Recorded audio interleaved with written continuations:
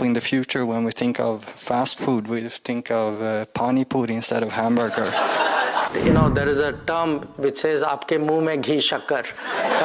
You can be so enthusiastic, I'm sure everybody else will join you in that regard. So my question to you is, do you think also that the Indian culture will become more prominent in the West? That, for example, in the future, when we think of fast food, we think of pani puri instead of hamburger.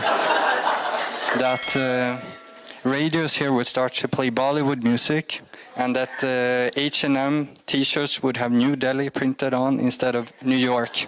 The question about the observations about Indian culture, I don't know if you follow Hindi, but you know, there is a term which says, "Aapke muh mein ghee shakkar."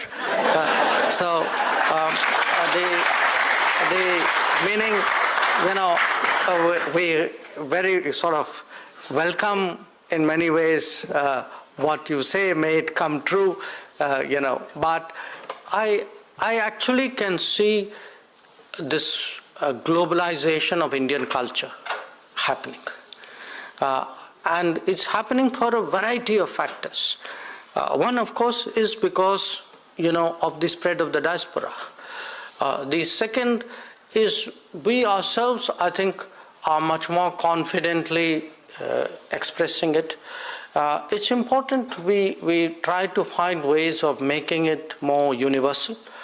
And one very good example of that is actually this initiative which started in 2015 of celebrating the International Day of Yoga.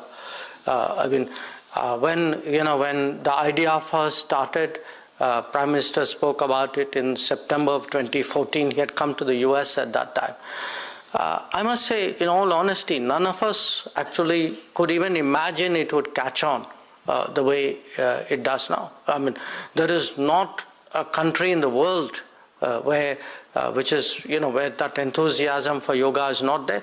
Perhaps it was there, it may have been dormant, we may have done something to awaken it and take it to a new level.